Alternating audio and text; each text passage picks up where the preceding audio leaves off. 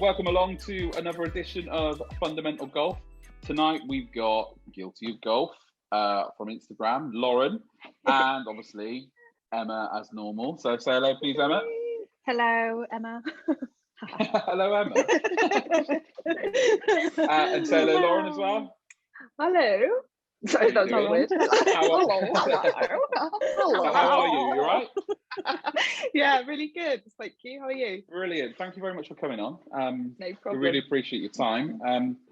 Tonight we're going to talk all about you, really, because I know you like your fashion and the golf stuff. Because some of your Instagram posts are pretty cool. We're going to talk about some of the ladies' golf stuff that you're doing, and also there might be a few bombs dropped on you a little bit later on, so be prepared for that. But other than that, we're just going to have a nice little chat and a drink, I think. What are you drinking tonight? I saw you have a little bottle of something. I've got a little bottle of Australia on the go. Oh my God, I thought it was a bottle of wine. Did you? Oh, yeah. The old chuggy. Full bottle of wine straight in. Oh, dear. Yeah. You, No, not tonight. So I'm going to, I've got this is sparkling water and apple juice, and I've gone a wee hiney. Oh, yeah. I'm going got the softy as well. Yeah, keep the throat clear. Yeah, because otherwise, What are you drinking, Ben? I was like, I've gone full boring water because oh my God. you've probably noticed on some of my stories that I've been running a little bit, but that's because I've terrified the life out of myself standing on the scales the other day. I was the heaviest I've ever been in my life, so I'm having a bit of a chat with myself, but we won't talk about that tonight. that's next week. We've all been there. Next week. Yeah. Oh, don't. Live coaching for Ben next week, I think it will be. Oh no. But other than that, we're all good. I think it's been a bit of a bizarre week all round in the golf world because of the new announcements regarding COVID. Then there's been stuff that's been happening on the telly, and obviously the Michelle Wee stuff that's happened this week, and Instagram's been rife with everything going on. But I think other than that, it's been a bit bizarre. But anyway, forget about that. We're going to talk about you. So how long have you been playing golf? I have been playing. It's a tricky one, really. I started having lessons with Emma, lovely Emma, in 2018. So we started. I think how long were we having lessons for, Emma? A few months, was it? I think it was until we both got really cold. until the winter. I'm freezing. So Emma got me into golf. I actually got into it through an ex-boyfriend of mine, which is quite a regular thing I hear on Instagram with women in their 20s, 30s. So started there, and I just haven't really looked back. I've always had the bug, but I've kind of fallen in and out of it. So I started with Emma, and then I had a bit of a break from it because I found it a bit frustrating, and I didn't have the time to invest in it at that point in my life.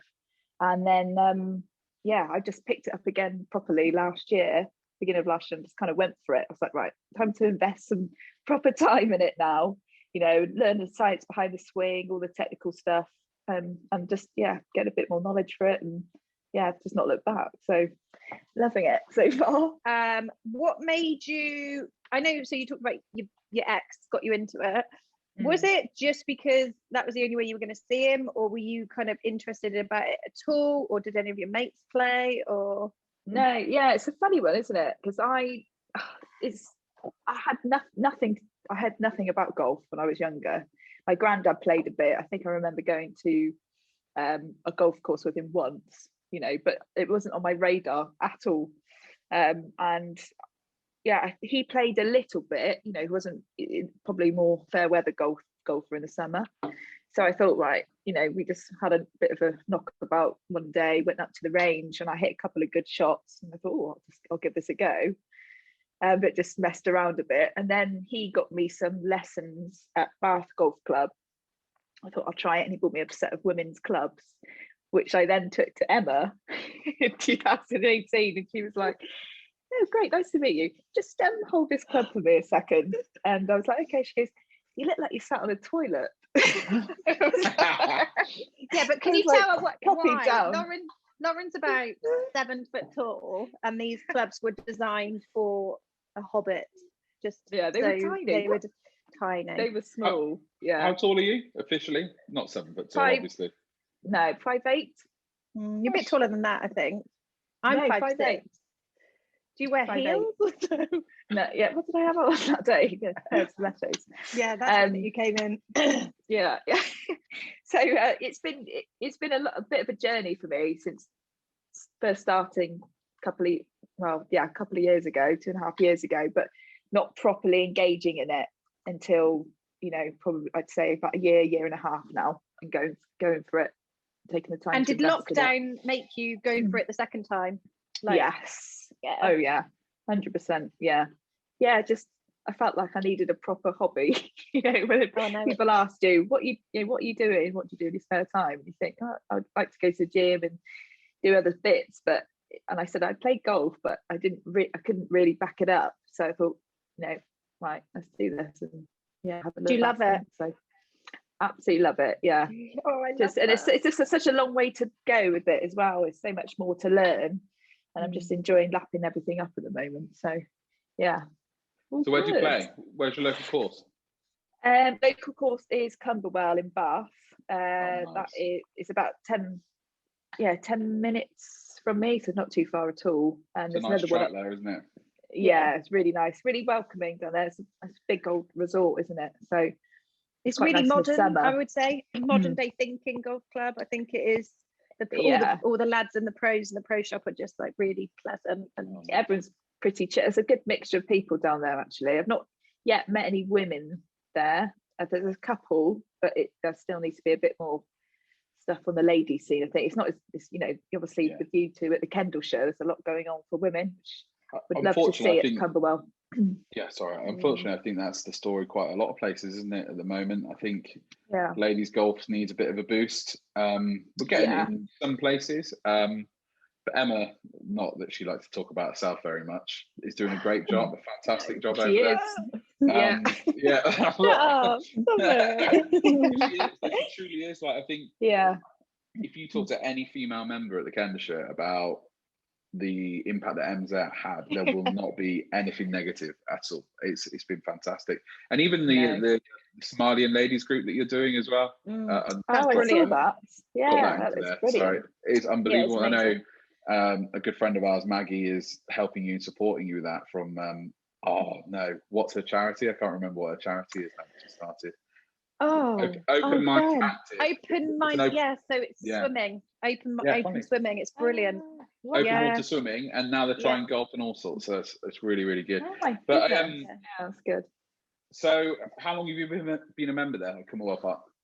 I joined a few months ago, actually. So I was toying with it. I said, do I want to be a member? Because I enjoyed going around and traveling, trying out new courses a lot, and pop over to see Emma quite regularly. But I joined on like an academy scheme they had going, because actually our memberships are fully oversubscribed at Cumberwell at the moment. I think golf obviously went mad with lockdown last year, and so I joined, and it was a really good deal. You know, it's basically like a bronze membership, but you get added extras and stuff. So I thought that's a good thing to get me started there, and then obviously see how it goes and progress from there, really. So it's have you gone down the handicap route yet, or are we still to get one?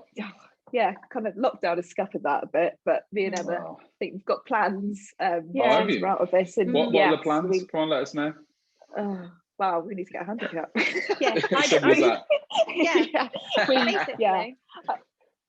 Basically I have not got one because I just never got the cards in. I only just joined Cumberwell, as I said, so I never got a chance to do it. But it was really unfortunate because I'm in before Christmas, you know, it's a couple of really good rounds, and I thought, oh no, I'm ready now. You know, 3 months down the line, it's like, it'll be all right. It's just the thing is, it's really good because as soon as you can. Handicap's a weird one, but I think for me, so Lauren and I have talked about this. It's just a start point. It's kind of something to work towards. So we were talking about it. Was it the end of last year? We were saying, right, well, that was one of the goals for this year, is that we were both going to get a handicap. Yeah, it was, wasn't it? So I think that's on the card, just because then we can maybe play in stuff, or we could maybe do stuff, or I think I think me and Emma have talked about this previously live on Instagram before, and we've talked about handicaps being like a target or a goal in some way, shape or form. And Emma doesn't really like to do that because there's other things you should be working on. But what I will say is it's a really good starting point to have, isn't it? There's like it's something to hold yourself not accountable to. That's not the right way, but like you can kind of measure. You can measure where you are, can't you? Yeah. It's that. Yeah, definitely. Like benchmark, isn't it? Start point. Yeah. Because you know, then it's really good because you can actually see yourself getting better or worse. Yes. But it's one of those you're like, actually, it's working. No, totally agree. And yeah, I wish I'd done it sooner. Really, just got the kind of. I wasn't too sure because Emma, didn't you say are you allowed to have a handicap without being a member at a club at the moment? Or I think it was a bit up in the air before. Yeah, so there's a lot of people kind of like nomads, I think they're classed as. They're not members of golf clubs, and there is a way because they want to be inclusive to anyone that wants to play golf. So what was happening is the English Golf Union used to have like this society handicap. So I don't know, with all the new changes in the handicap system, I don't actually know what the deal is for the person who is not a member of a golf club. So funny you say that. I literally read an article about this about 3 days ago. So the new World Handicap system, this is really boring, and I know we don't want to talk about handicaps all night, but they're actually now releasing a way that non-members of golf clubs get a handicap. And I don't know how it's working yet, but I read the article briefly. Yeah. They're actually doing it. I don't know whether it's even live now or it's going to be live in the next few weeks.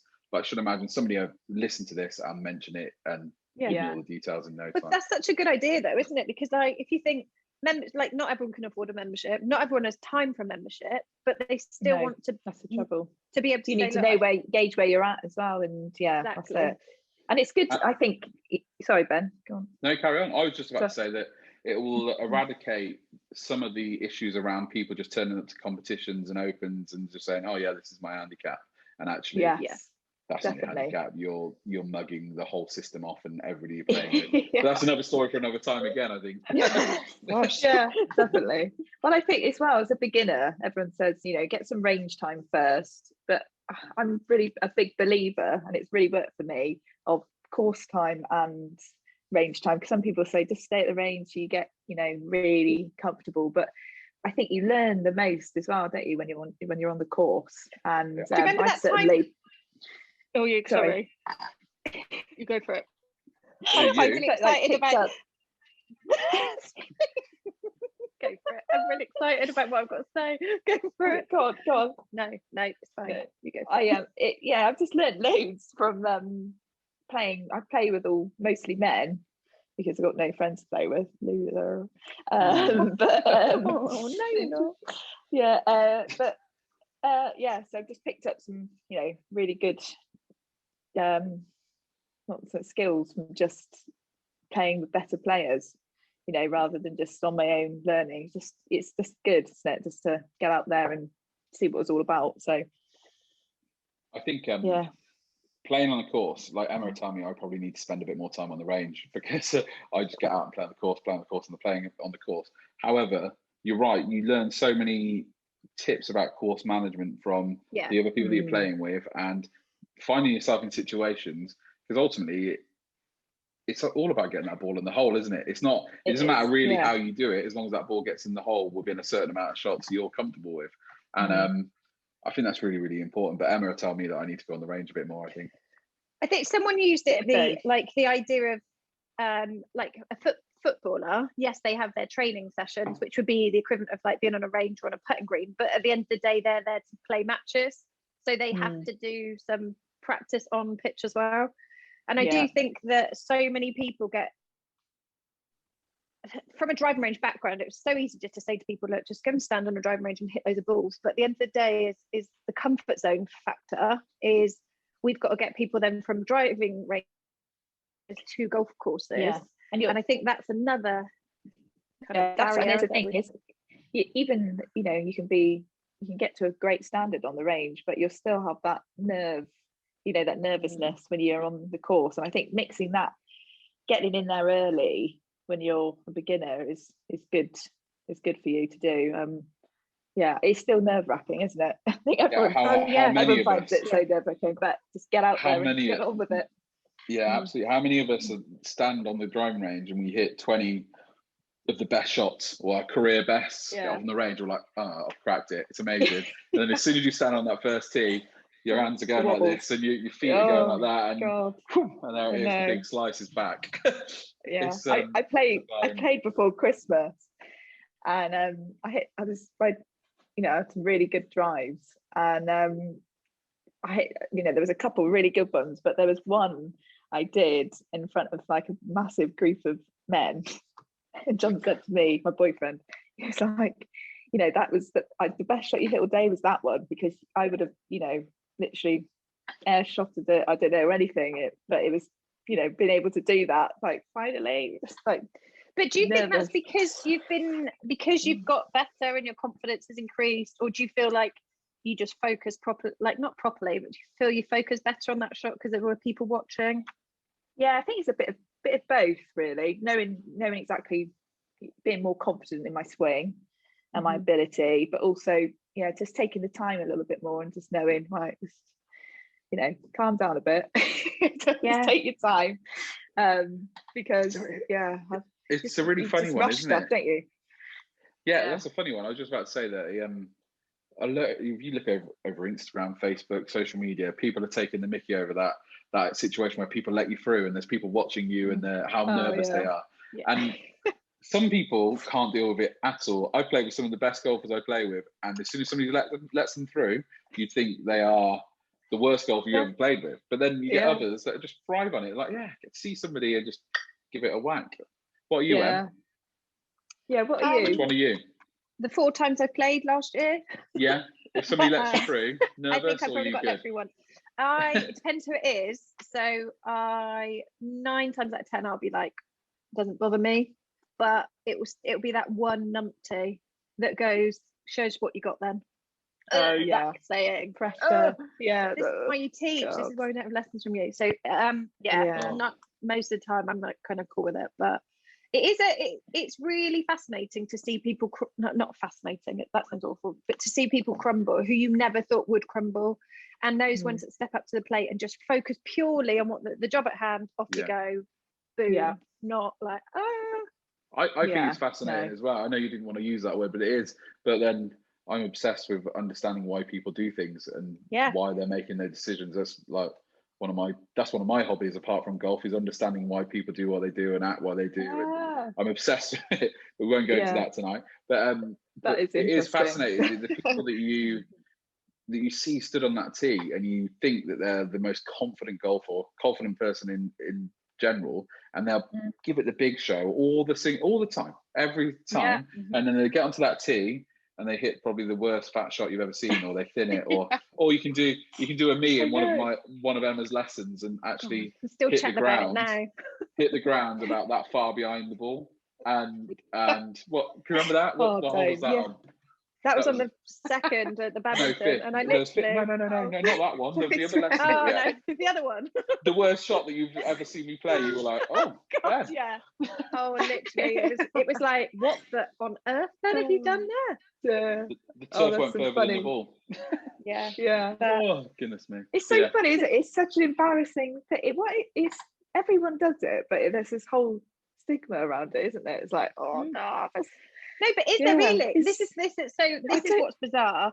I'm reading this book, Extraordinary Golf. Tom gave me this book, right? And it's not golf tips or anything like that. It is like the perception and the idea behind it. And so I'm not very good at reading, so I have to write them notes about it. And it talks about let me just read it just to get my workbook out. It talks about the fears in golf.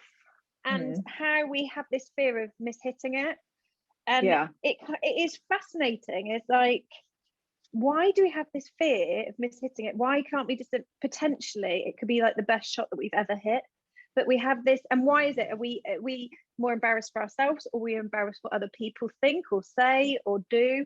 Because those people really don't care. After 2-3 shots or 2-3 weeks, they've forgotten about it. Most of the people have. Anyway. They don't. We get the sniggers of them, people laughing at themselves at the range. When you hit a bad shot, you go, and it's like almost like, I don't normally do that, So it's like, damn it, where did that come from? That is so Really? true. Like it's all in our own head, isn't it? We've got our own little demons that sit on our shoulders, and when you're Yeah. like, but when you think you're going to play a really good shot, 9.5 times out of 10, you play a really good shot. It's really one of them, isn't it? It is all down to mindset. It But absolutely you've is. got to think though, that not to bore the pants off you, but that's a really good book. So if you think of it's not about thinking positive and negative, it's the awareness of your body and your brain. And if you're kind of aware of the job at hand, I need to do this. And that's probably why when people let you through, right, the job is, I've got to get that done. As soon as anything else crops in, oh, don't hit that tree, or don't hit that person, or don't mess this shot up. Your body then stiffens, you kind of go into this like tense mode. And it doesn't matter who you are, you're never going to swing well when your body is like that. Yeah. A good friend of mine who used to play professional rugby, I got told off last week for mentioning friends and not name dropping. They wanted to be name dropped, but I'm not name dropping them again. They can do one. But they'll know what I'm on about. Nick Carpenter used to play for the Bears and all sorts. But he does this really interesting thing where it's really noticeable that he's only been playing golf for a year or so, maybe a little bit longer, but he will stand over the ball, and he's had lots of what's the word, sports psychology, that's the word, isn't it? And he does this really interesting thing. He'll set up for his swing, and just before he's about to take his swing, you take a really noticeable deep breath in, deep breath out, loud, and you can just see his shoulder just drop, and it's all about relaxing, ready to go. And he does that. Wow. And I'm sure it's to do something with rugby as well. But it's really noticeable. But it's all down to what you were just saying, Em, trying to release that tension, because we all do it, don't we? At some point where we think we're comfortable, and then all of a sudden, as we're in our backswing, we're like, "Don't fight." Yeah, that's it. The thoughts. Gripping your club really tight, like, you bend it in half.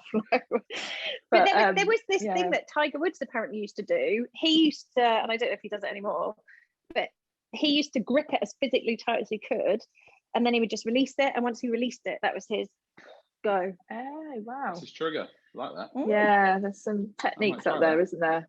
There's got to be something going on, isn't there? Yeah.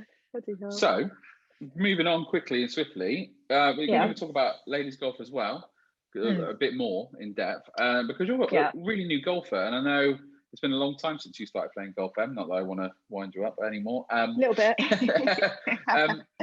Because we are all about making sure that golf's inclusive for all, and we will talk about it a lot more as the podcast develops, but I'm really interested in knowing and finding out what the barriers that you faced with trying to get back into golf or starting golf for the first time as a female. You've already mentioned that there's hardly any ladies at Gumbleworld Park that you've met yet. There may well be loads, but you haven't met them yet. And you're playing with mostly men. And we all know that it's different for a female walking to a golf club at the moment than trying to break down that door to get into all the competitions and all sorts. So I just want to know, from your point of view, what barriers did you face, and how can we make them better in general? I know it's a big question, but we'll start there. I think, again, going back to what I said earlier, it was not on my radar whatsoever. It was, it was not on the school curriculum. It wasn't played by my family. And it took, to be in my mid-20s, going out with a boy who had an interest in it, to try it, and even that wasn't enough really to get me fully going with it. It's just not, I didn't watch it on TV. I didn't really know much about it, so it was no wonder I hadn't tried the sport, because I've tried most sports actually. But what sports do you play out of interest, just really quickly? What other sports? Oh god, I used to play all sorts. I went to like a sports school, so netball, used to do a lot of running, hockey, touch rugby. I love touch rugby. But so, and then obviously not having an invite to go from another woman is quite a big thing. Normally you get, talk to your friends and, why don't you come and try this game or something with me? So I didn't have that. There's no big marketing on it for women at golf clubs or anything like that. So that's a big barrier for me. But I don't know, I think I know we it's a could, big question. I know it's a big question, but there's loads on it. Yeah. you mentioned that you didn't see it on TV, you don't watch it on TV. Is that because ladies golf isn't on TV enough, or is that because you weren't interested in the men's game at all? I know everybody talks about the superstars, the Tigers, and all sorts. Yeah, I had it. I suppose it was on TV when I was younger a little bit, but like going over to my nan and granddad's house and it being on the background, but it wasn't something. I don't know. It was just no one's ever pushed you. If no one's ever pushed you to do something or try something like that, then why? It's not actually. It's not very common. It wasn't a very common sport within my friendship group or within my family. So yeah, no, I think it's got brought up. Yeah, go on. Sorry. No, it's just going to say that it's actually, you can understand why many girls get into it in their mid-20s. You even get someone like Emma, like getting into it and going to college and stuff like that and university, but 20s, 30s, it's because another man has got them into it. And it would be great now if we could use those guys and get them to help get women into it, but also as the more women get into it, us women could be inviting other women to play, and Absolutely. It just becomes a cycle then, isn't it? So it's a bit rubbish that it takes that long to get involved. And I know it got brought up with Tiff last week about school sessions, and I think Emma, I might be right in saying, you may have to explain this a bit more than to us all, but didn't you get into golf just because you got invited to a coaching session once through school? Was that right? Yes. So we used to do like an activities week once a year. And it was only because my PE teacher and my deputy head, they both played golf. So bizarrely, one of them is still a member of Camberwell. So you might meet her. Basically, it was them that got me into golf, really. So we went to Victoria Park, which I think I said last week. And then I just fell in love with it, like obsessed, like, Dad, Mum, can you take me to drive? My mum and dad never played golf. That's amazing. Yeah. They both do now, though, don't they? They both love it now. But that's kind of, again, it was a really weird thing. So I kind of was then in a school squad. I was the only girl in a school squad of guys. And then I joined up at Folkestone first. But again, all the members took me under their wings, kind of. It was all adults. There was one lad I was like best friends with, went to college with, and his family kind of looked after me a bit. But it's really sad. So I was 13 when I took it up. And it was because of my teachers. So it's like, why can't PE teachers just bring in, or why can't golf pros? Tiff talked about it last week, didn't she? Yeah, like she getting did, like golf pros talking to PE. Yeah. I think the thing that I'm taking away from it is it's not very accessible, is it? Like how are we getting? Not at all. Like no. How are we missing? The thing that always, because sports my kind of background, apart from all the youth engagement and mentoring stuff that I do. I always think about these people, and America's the big thing for me, and they talk about these American footballers being the best player in the world, or we're the best team in the world. And I always sit there and think, yeah, you are at the moment. However, it's only America that play your sport, or they play that sport, for example. Yeah. Think of all those people that haven't played, and there's like, I think of first thing that comes to my head is rugby players, and I think there'd be so many good rugby players that would be good at American football. And you say they're the best player in the world. They could be the best player in the world. And what I'm bringing it back to is the fact that we're missing so many young girls and boys that aren't accessing golf just because we're not playing it at school. Imagine if there's a Tiger Woods, or the next Tiger Woods, the next Rory McIlroy, sat in a field somewhere, kicking a football around, hating football, but actually you put a golf club in their hand and they could be the next superstar. And that's not happening at the moment. I know we're trying, I know we're getting better, but that's the only thing that concerns me. Yeah, it's funny. I just there's so much to do with it, isn't there? But it is that accessibility thing, like I say. It's just not, there's not enough people playing. There's not enough women playing to invite other women yet, which hopefully will change. But yeah, if it could be on the curriculum at school or something, just a little club outside of school or anything. I know there's Camberwell. They teach some school in Bath, but again, there's no girls doing it. It's only boys. Yeah. So but then if you think about it, because the girls don't want to do it, or so if, let's say, Lauren, you rocked up to any golf club, but you didn't start with a boyfriend, you didn't start with anyone. like what are then the barriers, because it's been such a long time since I've started golf. I kind of like have ignored all of those. So what would be the things that kind of stop you from going in, or that you would be worried about, or that you'd be fearful? What would they be at a new golf club? Golf club, actually, starting with it sounds clicky, you know, it's a club, a kind of members thing, boys club, a bit like, oh god, you know, am I walking into this, you know, kind of what's it called, the clubs for men, Masons or something. What, a gentleman's club? That kind of thing. I think that's a little bit different. We don't want to talk about that tonight. That's not golf related. We don't want to chat about that. Working men's club kind of thing. We were totally on a different. You should. You know, I maybe don't know that. Started with that. But that feeling, like, oh god, I'm coming into a members place here, and you think, oh god, you know, am I going to get stared at? I'm not from around here, I'm not yokel. But like, music starts. Yeah. Banjo comes out. So that definitely, not knowing anything, the male dominated thing is just not knowing the club. I listened to your podcast last week actually, and you said something, Ben, about encouraging your daughter, bring her up to the golf club, familiarising her with the surroundings, which is amazing. I wish I had that. You know, get used to it. It's a funny one, because I not that I've got any advantage in that. It's just that I see what Emma does and I see what Tom does at the golf club, and I'm obviously a keen dad. I want to get Edie into golf, and I said I'm fighting that gymnastics battle already because of my wife, obviously.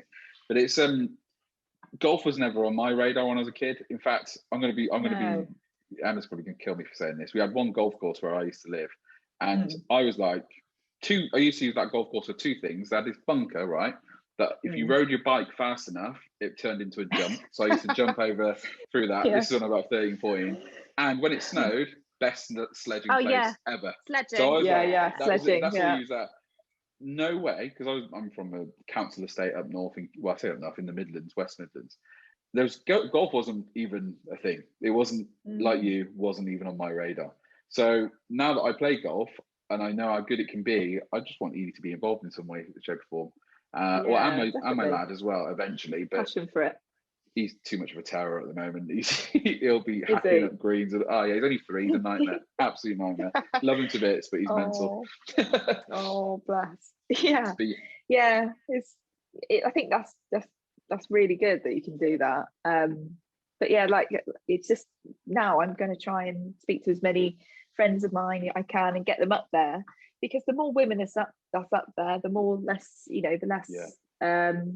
scared and frightened and insecure people will feel when they go to the club for the first time. And you don't want to segregate men and women. You don't want to. I know some clubs still have women's clubs and things, but they're going. We need this inclusive. Yeah, we need to be inclusive. Get but rid of them. That's only going to work if we get more women up there, and women don't feel afraid to go up there. I think so. Not also that. I think not. I'm going to speak for the males here. We need to do a bit more. We need to do a bit more to be a bit more welcoming. To be honest, there's not very many men that I've met that aren't welcoming. So I'm only talking about a very small proportion. Yeah. Loads of the people that I play with. Right. Yeah, that's what I say. Everybody that I play with wouldn't even bat an eyelid. They'd be like, yeah, whatever, come and play. Yeah. It's not an issue whatsoever in the slightest. Not at all. I still feel like we do need to do a little bit more. And I think the jackets of the clubs, I call them the jackets, the older people that make the decisions, need to be a bit more encouraging as well. And whether that is, I'm going to ask you, Emma, quickly, do the PGA and do the local golf clubs need to kind of put in place that it's a must, that you must go and see 3 or 4 different local schools in the area, or community groups where, like the Somalian ladies group that you have, is it kind of that? But should it be though? Do you think it should be? I know that's a big thing to say, but well, the thing is, so now that the PGA have developed this thing, so you can kind of be 3 different. You can be a PGA professional, you can be a PGA coach, or you can be a PGA retail or something. So I think the problem is the lack of I don't want to call it drive or inspiration or aspirations that some coaches or pros just don't want to teach anyone. And the problem is if that person then is made to go into school or they're going to hate it, and that poor child that has a lesson with them, that's then like even worse. So I think I just think with schools, the thing is, it's not just the school. So you could go into a school and teach 100 kids in one day, but if you notice where all the golf courses are, and like if you think of a football pitch or a rugby pitch, or most are within a city or within a town, whereas golf courses tend to be outside because they're cheaper land or however it works.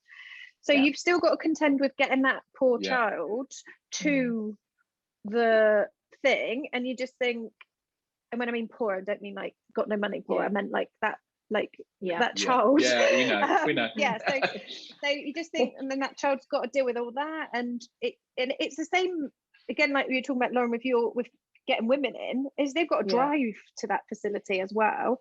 And it's just the whole, it's another environment, and I've got to do this, and I've got to get in a car instead of.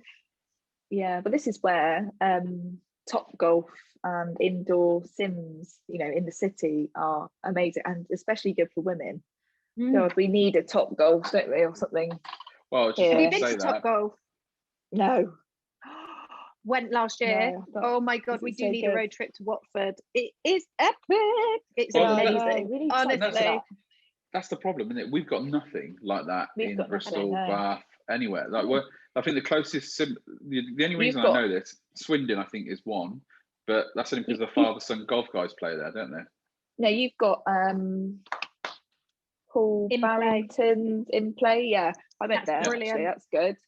I've actually been there. I haven't been there. Yeah. No, I don't know why.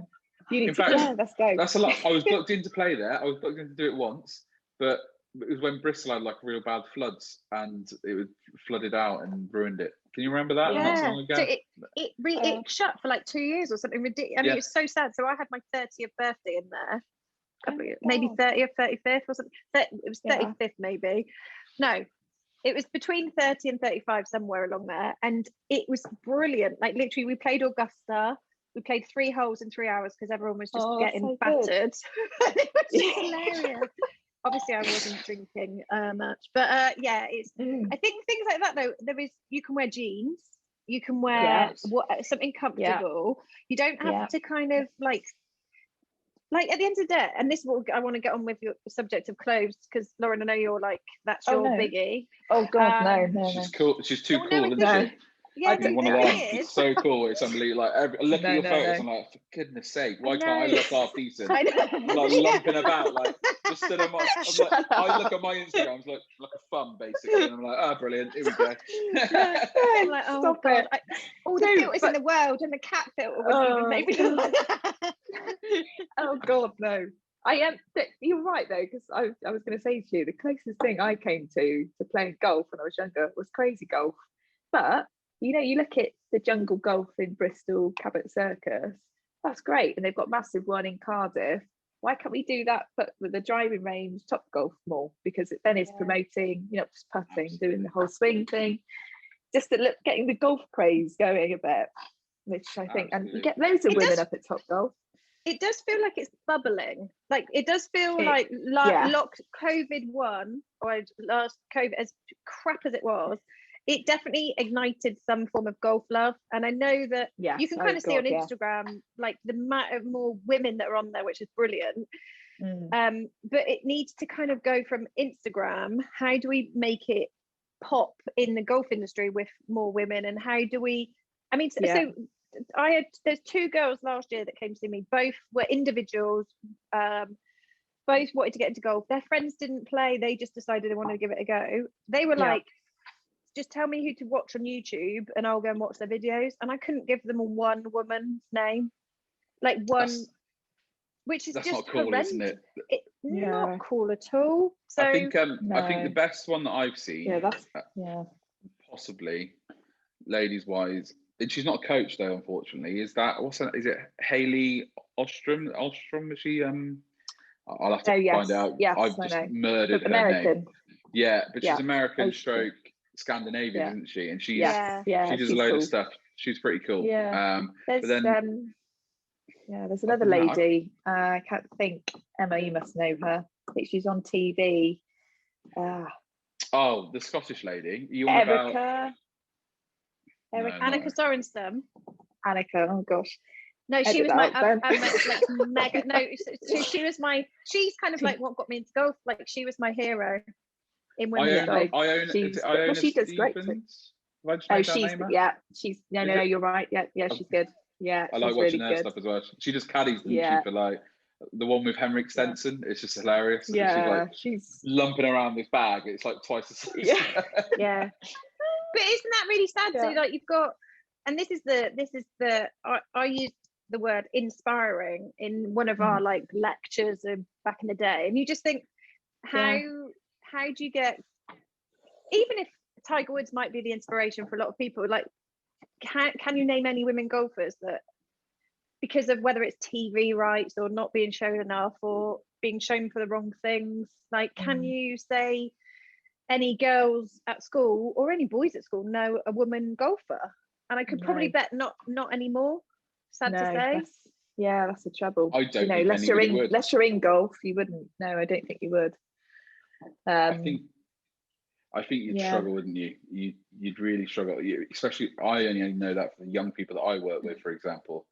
They would know who Tiger Woods was. They would know who Rory McIlroy was, Ricky Fowler, even not from golfing backgrounds. But then if you started talking about female golf, they wouldn't have a Scooby-Doo. They wouldn't have a clue. Oh, no. But you can always kind of tell when they do this, what's the Sports Personality Year Awards? I think like Georgia Hall had the most astounding year a couple of years ago. And she got, I think it was like 4 or 5 seconds.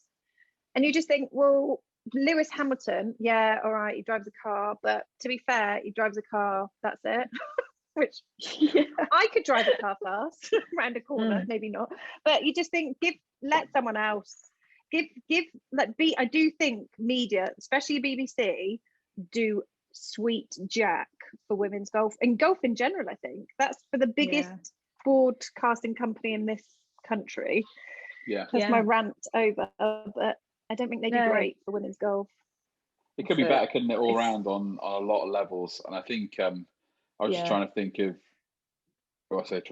like, what's her name? Charlie Hull. She's doing some stuff. She does some stuff on Instagram as well. She's good, But I was just going to say, the only golfer that I knew, and I didn't know her by name at the time, is it Laura Davis? Yes. But that was the only golfer that I knew growing up. And that's only because she was on the telly. When I started playing golf, I genuinely didn't know what her name was. I wouldn't have known what her name was. I'd only known it. I'd have known her just by a picture. That was the only thing I know. But I don't know even we could even go that far with some of the youngsters these days. The only ones they may know are the ones, I probably shouldn't go here, but on Instagram that are possibly sharing golf in the wrong ways, in my opinion. But that's another story for another time. But the ones in the light, isn't it? The more influenced ones, because they got social media at their fingertips, kind of thing now. Absolutely, But what does that do? What does that do for a young girl that wants to get into golf? So that's where we are with golf. And I know we weren't gonna, but like if you think of like Lauren, what you do on social media, I love, and I think it's classy. It's like it promotes women's golf. It really is like really smart, and it's just like. But then you get on the other hand, and you just think there's an agenda. What is this person's agenda? Is it to make money? Is it to get likes? Is it to get free stuff? Is it to? In some ways, I'm going to be really sorry, Lauren. No, go for it. But I'm just going to be really honest. In some ways, I don't really mind it. Like I can kind of understand it. As long you are upfront and honest that this is what you're doing. If you're doing one thing and acting in a different way, or saying one thing and acting in a different way, that's when I start getting a bit frustrated. And that's not just aimed at women's golfers, at men's golfers as well. I know there's been conversations with some of the men's Instagram accounts as well, between some of the locals, which I won't mention names, and it comes up there as well. But no, you're so right. It's And we're just talking about Instagram. I barely touch Twitter. I barely touch Facebook hate in it. I terms of agree. golf stuff. It's just Instagram, because it's such a vain. It is a vain platform, isn't it? You know, you're putting stuff out there for yourself, but golf is such a male-dominated sport, which is I was asking myself the question: why is it only golf that seems to be, you know, have these kind of, you know, inappropriate pictures up all the time? And it is because it is such a male-dominated sport, and people can thrive doing stuff like that in this industry. But I think, do you ever get any problems? Do you ever get anyone like make horrid dicky comments at you? Yeah, I've had a couple. That's the first bleep. I've had a couple. I had someone said, "Can you send me?" No, don't even go there. I can't. It's like, no. Can you send me a warm pair of socks? I'm totally fine with it. Send me your socks. And I was like, Lauren, how much? next time you get one like that, let me know. I'll send you a pair of my warm socks. They can have them. Size 15. No, I've not. It's not been too bad. Like, there's a couple of, you know, people that maybe overset them up, but nothing. I've not had anything too, you know, horrifying or anything like that. But I have read some people's stories and think, oh my goodness. I think, but yeah, it's a funny one. And this is, I'm going to say this because I know probably 100% of the men on golf on Instagram will have received them as well. But at least 2 or 3 times a day, I will get in my, you know, you get that. Do you get the group messages? Group messages of like women and all sorts. Yeah. And I'm just like, looking, I'm like, what is this going on? And I literally, do you get? I bet do you get them? Next time I get them, requests. Check my Insta. Yeah, like a little request. No. I'm not that popular. At least once a day I get one. I'm like, what the hell is that? Yeah, I get one at least once a day now. Oh, no. Maybe I've deleted them. And it's just and where did you go? I don't know what happened. You're engrossed in the film, like. I obviously clicked on a link I shouldn't have in my messages. No, right, it's recorded again. But we're going to have to repeat what you've just said, I'm afraid, Lauren, because I have no idea what you said, and it won't be picked up on the old recording either. So it was not much. It was just, we were just laughing at your stillness. Yeah, you were looking like you were enjoying life. So, but last thing you were saying that you get at least one a day of those. Yeah, at least one a day. That was just, it's kind of like spam mail. It looks like, doesn't it? But it looks a bit rude. Anyway, they're all like basically they're links for like sex pages, porn pages. Yes. It's all that sort of them. What? I thought, I never used to get them.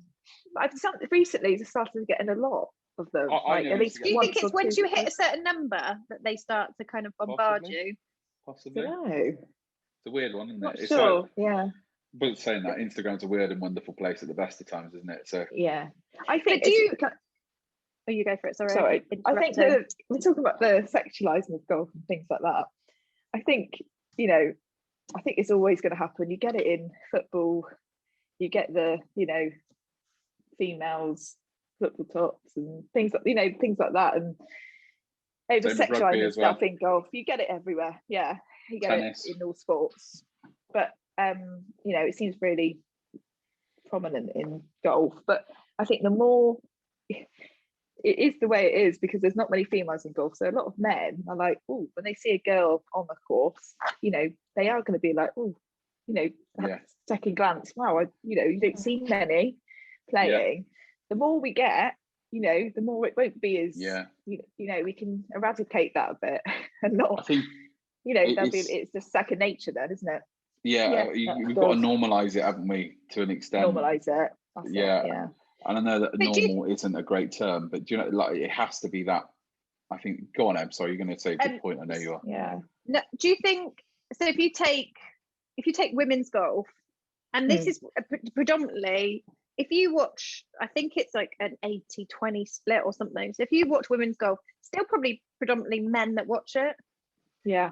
So the sad thing is who are they going to want to watch more? The ones, you know, with, not saying with ability, but like, who would you rather want to watch? Kind of, that's why I do think it is still very much pretty, like Yes. that gets it every time, because Yeah. at the end of the day, Yeah. the people with the money at the moment are the Mm. guys that are buying, and they're the ones that buy stuff and get their girlfriends into golf.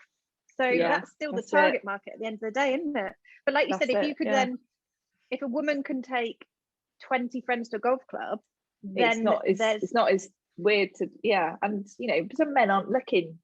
I think, you know, there's obviously been situations where women feel there's been situations we've been inappropriate, men have been inappropriate at the golf course. I've luckily I've never had that. I've always had men that encourage me, and I'm glad to hear that. I don't ever, Yeah, I that's never get good. any negative comments. I'm And going to be really honest. I've had situations at the Kendershire before, and to the extent of I've piped up at men because of Emma knows. I've talked about this in the past, haven't I, with people that have said things. I'm not going to go into the details of what happened in terms of what, and I've just said, turned around to someone, mate, you don't need to be speaking like that in not so many words. And I did swear, and I did for once. Yeah. I'm like a gentle giant, but That's for once, good, just but imposed turned. my structure for once. I was like, hold on a minute. I'm dead against anything like that. I can't deal with it, and I don't bad deal. Not that men. I'm some kind of superhero that's walking around, but No, just you hear something, point. and I'm like, Yeah. hold on a minute. And I'll say that I'd be the same with anyone, whether it was a bloke or anything. I'd be like, hold on a minute, what's going on? Yeah. Yeah. But I don't think yeah. we can. I don't think we can talk about this conversation without mentioning the obvious elephant in the room of Michelle Wee and the comments that have happened this week. Em's literally I know cringing I in put the weight corner. on. Ooh. I think if anybody's an elephant, it's definitely me. No. I think. Yeah. I'm going to be really honest. I didn't hear the comment, and I've only seen stuff on Instagram. Again, we've brought it up again, and I saw some of the stuff that. In fact, I saw it on the Jazzy Golfers post and page, and how disappointed she was. And I know she's mentioned it in a fair few comments on other things that she's been really disappointed in the reaction, and not from necessarily I can't remember who said the comment now, which you probably will know. Her, the American. But it was the comments that that were being mentioned on the Golf Monthly advert of men. Yeah, I saw some of those. So I just, not that I want to know all your thoughts and ins and outs about it. It's just pretty disappointing to be publicised, isn't it? Something like that that's had to take effect just because of a putting technique and possibly what she's wearing. And I know some people are very strong, have strong opinions on this subject. I'm just interested to know from you two, because you're women in the world of golf. It'd be nice to know what's going on and what you're thinking about it. Emma, do you want to go first, or Lauren, do you want to go first? Because I know you're both like, oh no. Yeah, I think brands want to sell their product. So whoever she's sponsored by, they give her an item, and it works with the men. They are pre-given their items to wear for that day. And obviously, if she's seen on TV with a skort, and that's what it was, so it wasn't pants, it was literally her skirt and shorts underneath, a skort bottoms, she's got to wear those because that's what she's contracted to. What's a skort? It's a skirt with shorts underneath. Oh, I knew that. Sorry. Yeah, we'll edit that bit out. It's like a fork and a spoon. It's like a sport. Yeah. It's like I get it. I knew that. Sport. It's just that. So I just Toy Story sport. Toy Story sport. What's his name? She's Forky, I think. Forky. sorry. Forky. Going off on. Yeah. Bizarrely. Hang on a minute. What's that? Oh my god! Yeah. Sorry, I'm sorry. Is that weird? That is just like. Are they customs or are they released by Adidas? I know. Just they're released by Adidas, but that's so cool. Child feet. No, so they are the. Tom would kill me if I didn't tell him which model they were. And they're lovely. Oh, yeah, they are so nice. So for people that are listening on the podcast, not on the video, Emma's just flashed off a set of Adidas trainers with Continentals. Adidas Continentals with Forky from Toy Story on the back of them, which is completely random because that was not planned at all. Yeah, no, that wasn't. So that was what we were talking about. How do we get to Scorched to Toy Story 4? So I think so women are stuck between a rock and a hard place on tour because they are given these products. They're paid to wear them. and she's 6 foot something, so whatever she did, technically she was going to have to bend over for putting, and she was working on this new putting technique with David Ledbetter as well. She's been doing that for a while, that Taka, isn't she? Yeah. She's been, it's like I don't know how to explain it, but it's a completely bent over. To kind of get her shoulder line parallel to the floor to easier. That was it. Yeah. So she's paid to do that. She shot like the lights out. I think she shot 64. 64, yeah. 64. Better than any man in the field, apparently. She won, didn't she? Yeah. She won it. So that's my problem. Seriously The thing that comes out of that is not the fact she won the event, it's what she was wearing. So you just like, it just shows the disregard for women's golf or the ability that she has. And I've seen her play in real life before. Went to the British Open and she batters it. But she can play. Let's go with that. She can really play. Love her. The only memory that sister proves, I think, to an extent, that the amount of women's golf that is accessible on the TV. The only time I ever got introduced to Michelle Wee is when she played in a men's competition when she first started playing. Yeah, and I don't think she should have, because that kind of ruined it a little bit, because she couldn't compete. It's like us go and play. It just doesn't work. We're built differently. We don't hit it as far as guys. Golf courses aren't designed, so we can't even play that card. No. But so I know we're going a little bit off topic, but in terms of the clothing, I think the problem that was kicking off is, I think the comment that was made was very derogatory, if that's the word you'd use. And I think he's, for a person of power, just shouldn't even be allowed to be made, like making comments like that.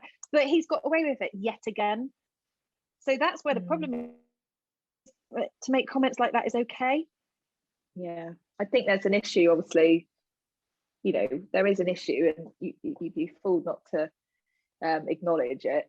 You know, I think women know there's an issue, and most men know that there's an issue in sexism in golf at the moment. But yeah, it's just it's working together, I think. You know, male and female, and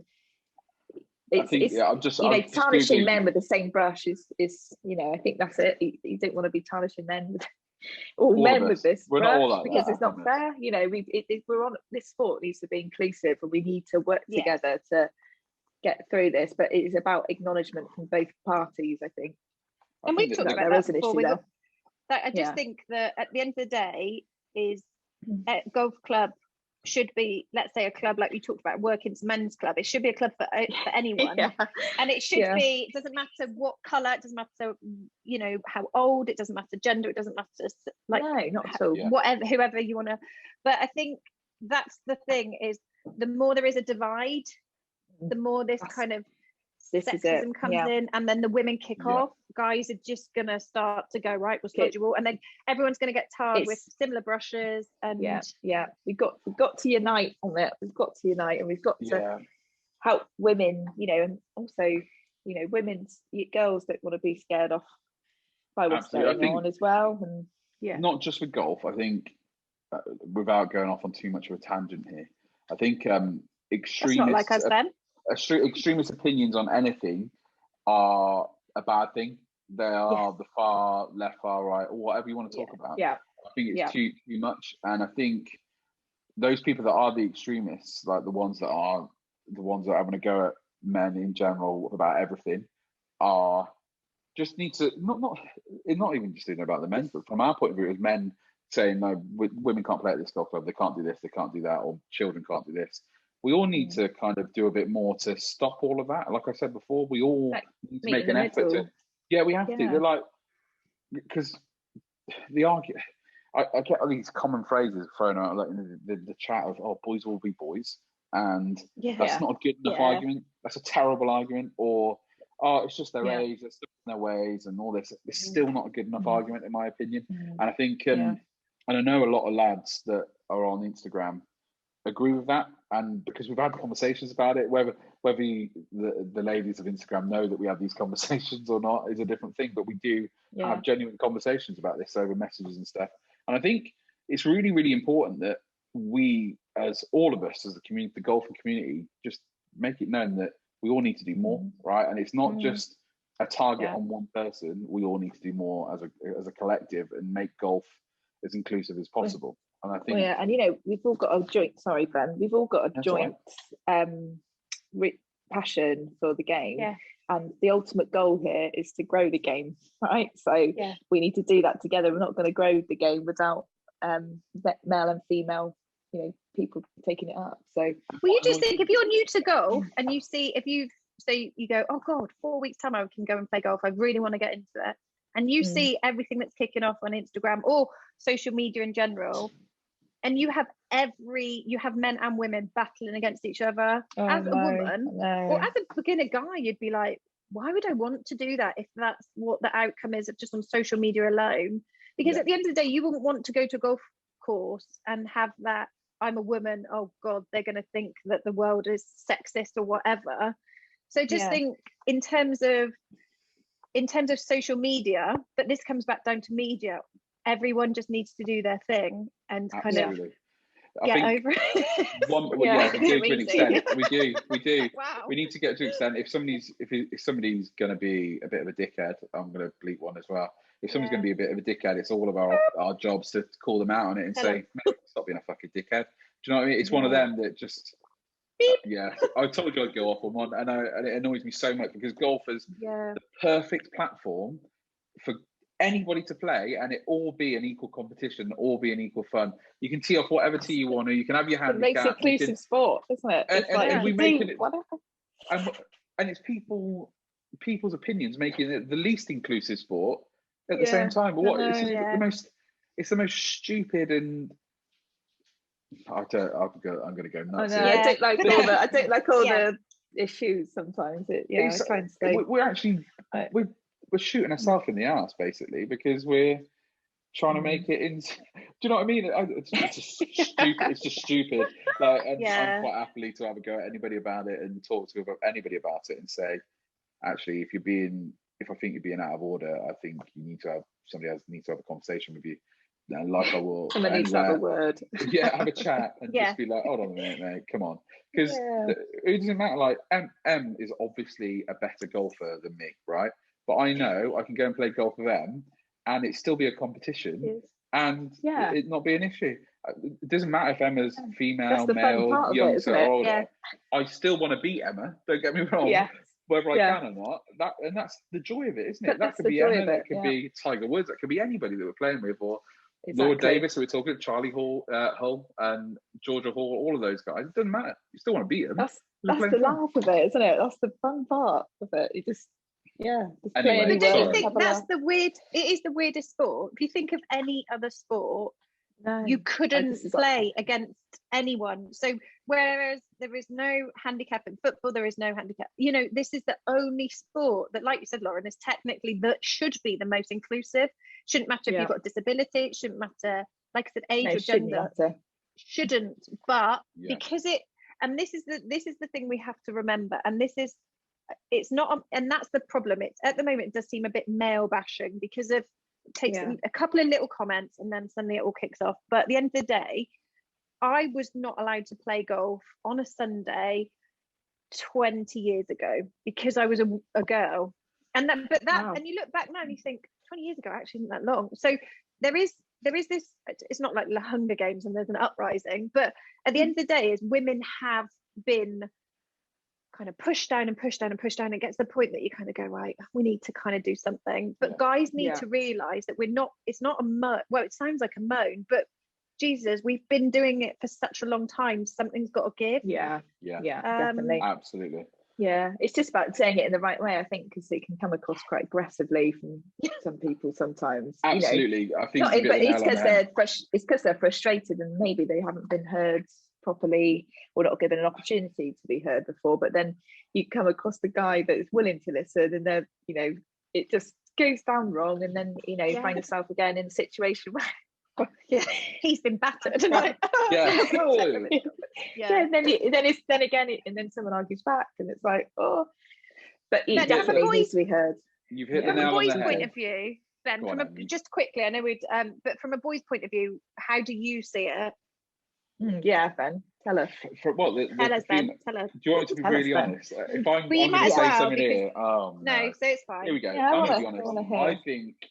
I think especially with golf on Instagram, I think some women are over sexualizing what golf actually is, the way that they approach some of their Instagram posts, which is kind of inviting those comments. And I know that is terrible to say because I wouldn't want it to be that. And I know the argument is, well, you're sexualizing it because you're a male. However, if you are, I've got to be, not that I'm going to be careful what I say, if you are wearing a see-through top with a golf club and saying that you've got, I don't know, different websites and different web pages available to join for a paid for service or what have you, I think it invites just the grossness in men in some ways, doesn't it? And I think from my point of view, as an outsider looking in, I just think we all need to do more. And you hit the nail on the head in terms of communication earlier, Lauren, that if we all communicate properly, we can kind of get on that. But from as a man, I don't see it that way. Like, don't get me wrong, every person is probably attracted to some person in some way, shape or form, because that's just human nature, isn't it? But at the same time, that what gives me the right as a man to kind of comment on your photo in a way that I wouldn't comment on a photo about another man or another person. There's no need for that. That's right. Like, or somebody sending you a message about sending you smelly socks or what have you. Like, what is that about? Do you know what I mean? Like, what is that? Makes me go. That hilarious. Sorry. How many women? I'll put it out there. How many men on Instagram have had a message from a woman saying something like that? Yeah, that's the trouble. Yeah. That's the trouble you get. No one. No one. But the thing is, at the moment, there's not enough women. We keep going back to this. There's not enough women playing the sport. The only women that seem to be, there is a lot more than that, but there's a lot of attention around this sexualizing of it. But if we just get more women playing, it will take the attention off of that. And it would become, at the moment, men, I agree. There's only that to look at. Oh, they play golf, because there's no other women playing golf, quite frankly, but, loosely. But as soon as the attention's off that'll be just like a because I know the argument. Sorry, I'm cutting you in now again. I think I know not the argument, and quite rightly so it's an argument. An argument point is that men shouldn't sexualize what's going on, and women should be allowed to wear what they want and do what they want. Yeah, which I actually agree with to a point. Yeah, but there is. We know the difference from me, not me, one woman wearing a bikini in a golf shot or whatever playing golf, to a woman playing a golf shot in a bikini being really suggestive in that pose is completely different, isn't it? Let's be honest. Whether it's a bikini, the top, see-through top, and I think that's where things get. Because I would have no issue with anybody wearing anything and doing whatever they want at the same time. No, not at all. If you're suggesting that sex, like when people say about sex sells and stuff like that, it's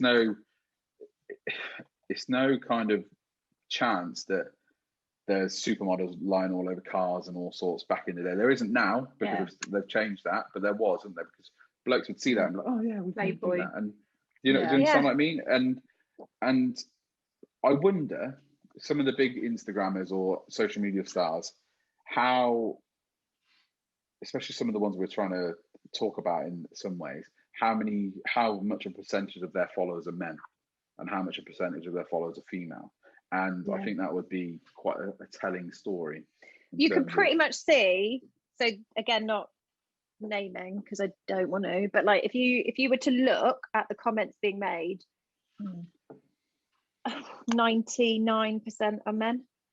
Like if you just see anyone that's wearing not that I would ever wear a bikini to hit a golf ball, because I'd worry something might fall out and like hit me in the face, like slapped with my own boot. Well, there's females that wear bikinis, on the beach, and there's bikini shots, playing golf, which I've seen normal stuff, having a laugh and that, but then like you say, Ben, there's the suggestive stuff.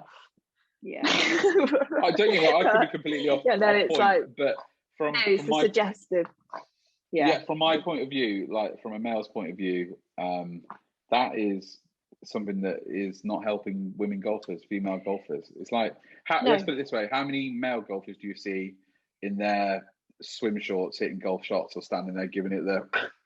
Obviously, but then that would, does it? yeah. If you think it comes back to money, Yeah. though, maybe if you think of like women's golf, and this is it's really sad to say. So this is the kind of flipping the other side of the coin is if you've got it, the flaunt it scenario, but you've got to then understand there will be a backlash from women. So you've got to decide if you're there to promote women's golf or if you're there to make money.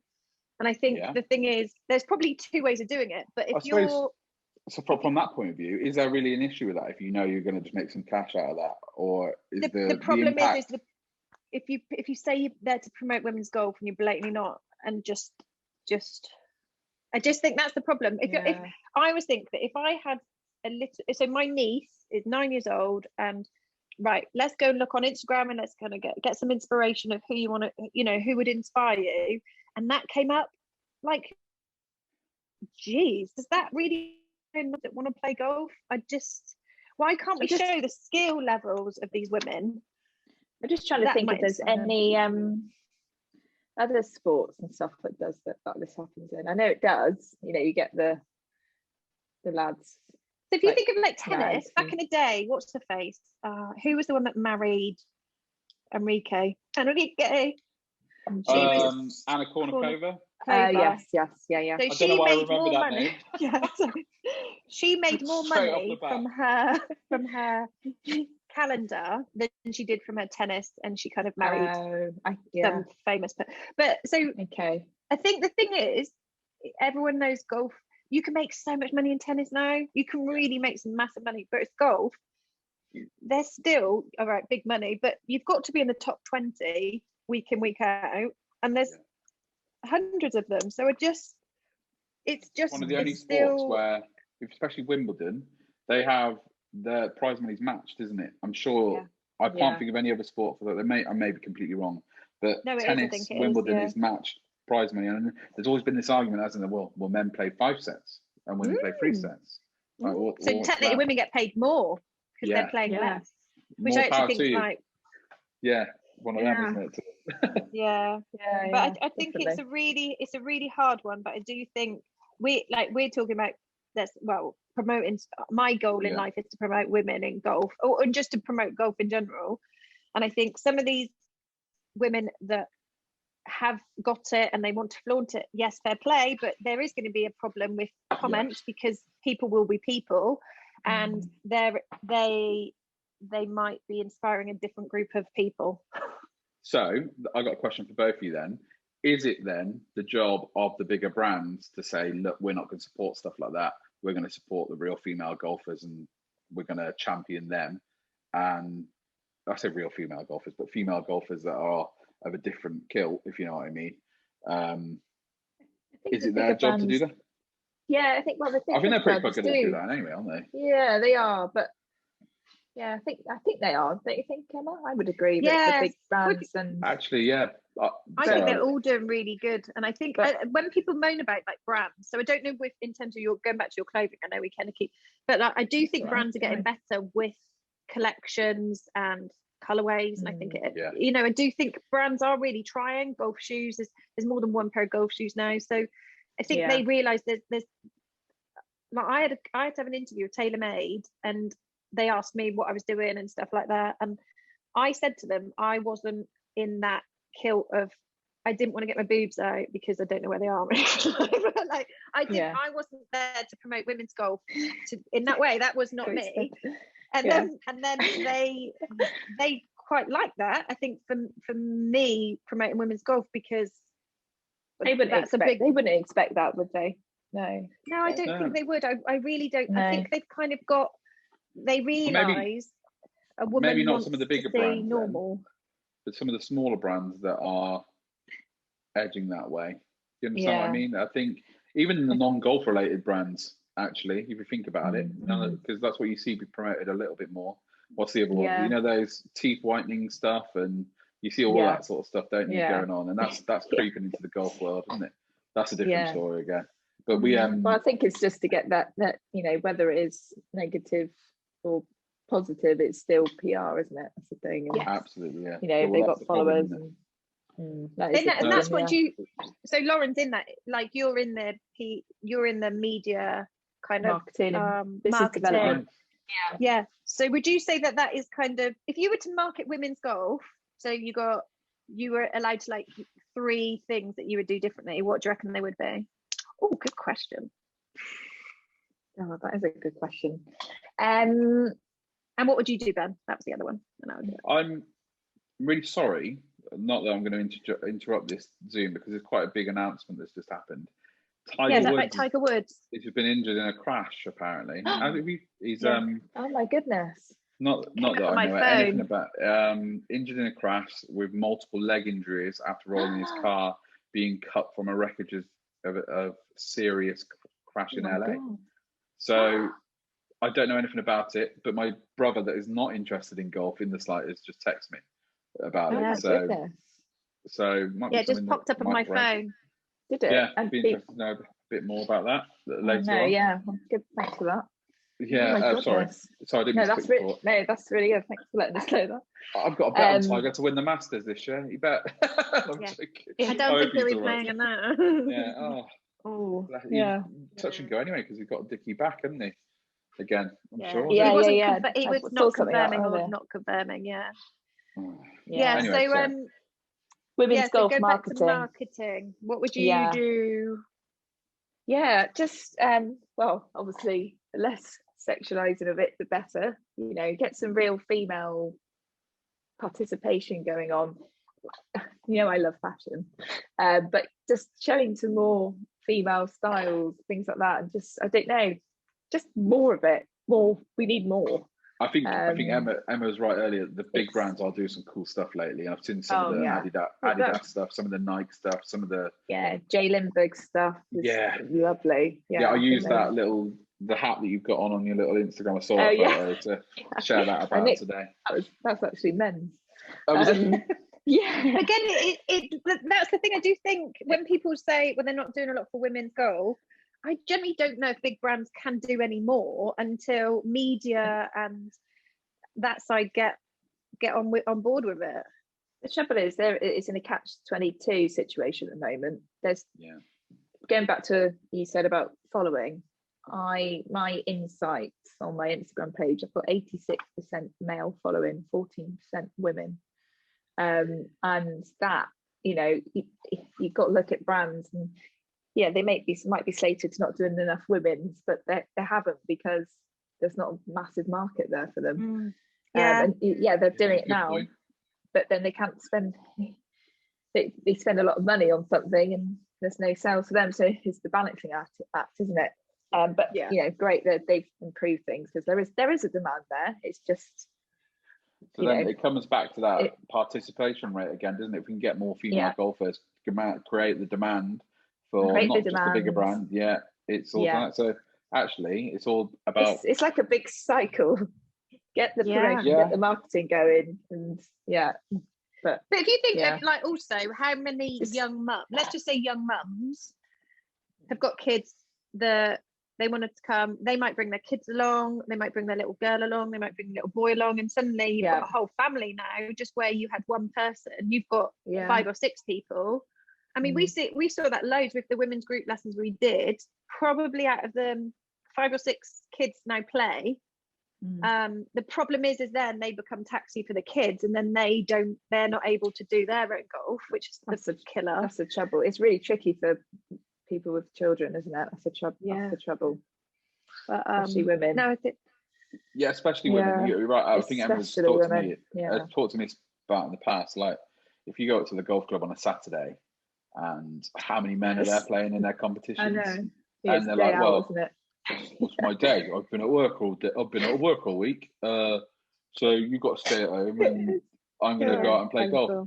So when does the woman get to go and do her thing? Do you know what I mean? Yeah, the trouble is, you think, and some of them are like, you know, get my wife into golf, having a laugh. That's his break, you know. I don't want to be in here. After a bit of time, I was like, I don't bloody want her at the break, for God's sake.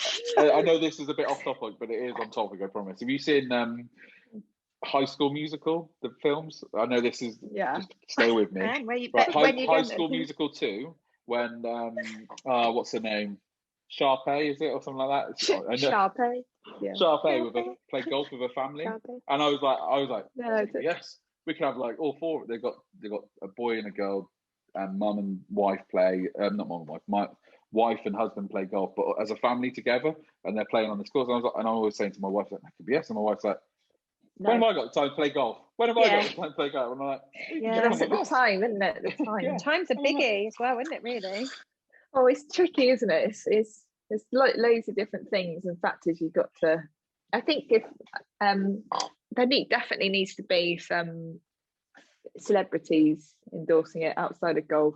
You know, it's great having the pros and the female in the LPGA and stuff like that, but we need something. You know, some celebrities doing it on Instagram. How many female celebrities do you know that play golf? Well, there's a few, like Zeta Jones. Yeah. Denise Van Outen. I think she Denise Van Outen. What's the model? Jodie Kidd. Does she? Jodie Kidd. Yeah. There's a few out there. Jessica Alba. Yeah, but they're not. It's still, it's not all the time on Instagram or anything like that, and it just needs to be a few more. Yeah, I was say, like, that's 4 people that we've reeled off there. If you could name male celebrity golfers, millions. The list would go on, wouldn't it? Yes, that's the thing. In fact, before I just came on here, I literally watched a video about Macklemore at Pebble Beach on that scooter thing and his new brand that he's starting. That's a golf brand. Bogey Boys. I've got my eye honestly, he's hilarious.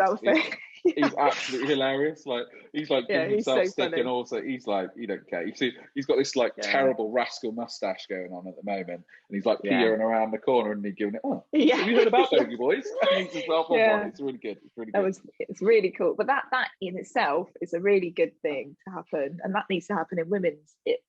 That type of clothing is really helpful because it's like street clothing that you could wear on the course or off the course, and with someone like Macklemore doing it, it's bringing awareness to golf, you know, cool, and the golf wear, and Do you think the clothing does put people off?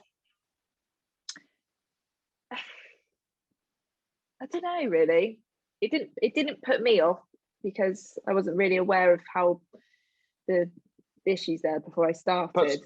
Puts me off. I'm going to be honest. It does put me off, but it doesn't. Yeah, it does put me off, but it doesn't. It didn't put me off at the start massively. You know, still pursued. I think for me, it did.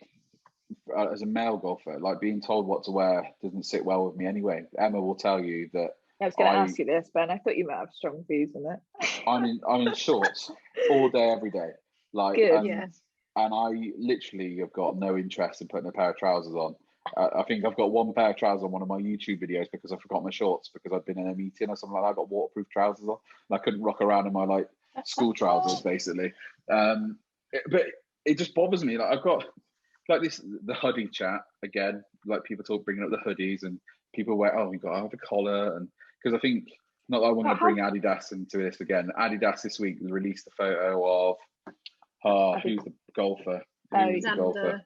Yeah, I can't remember who it was. But he had like the Adidas emblem in there, and he had like skinny trousers. Did you see the Did you see the comments? That's what I was just going to bring up. Yeah, the comments. Like people are like, oh, it's scruffy, it's this, it's that, and I was like, Chav. They call him a Chav.